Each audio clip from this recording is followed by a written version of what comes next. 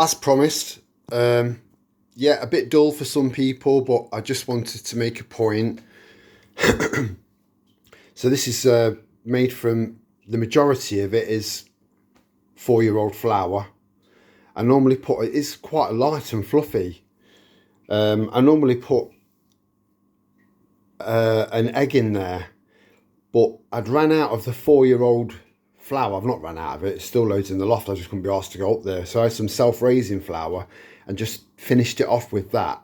Not much, probably about, I don't know, a sixth of the flour was self-raising. So it seems to have made up for the egg that I forgot to put in there.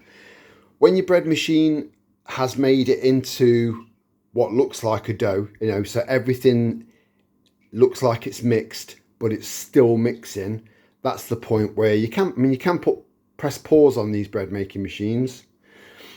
But I like to add stuff whilst it's still kneading the bread, because it just mixes it all in perfectly. A good amount of this tomato puree, which is now just out of date, but fine. I grated some turmeric of this, about this size, all of it, on a tiny little grater that you usually use for, you know, for chocolate and hot chocolate and stuff like that. You get the idea. But just be aware that it does stain wood. So probably grate it on a plate.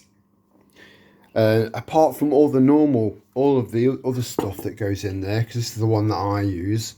So that amount of water, that butter, salt, sugar, plain flour, milk powder and dried yeast.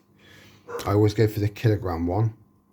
If you're going to go for it, go for it. So there's black pepper in there, plenty of that. Cajun seasoning, Italian herbs, out of date Italian grated cheese. See, 2023, perfect for this bread. Some people will like this, you know, this hard cheese powder stuff, but you know, some people will think it's pretty gross, man. And then garlic granules, plenty of that in there. So all of these, so you're making your very own bespoke bread, that even when you take into account the electricity used, you'd still be paying less for this bread than you was if you were to go and buy specialist bread from a shop, you know, instead of all the cheap crap stuff that just seems to last forever. But yeah, this is it. You've got artistic license when it comes to making bread. I'd recommend that everyone gets a bread machine. And there are some bargains out there. So that's it. Yeah. Much love and ciao for now.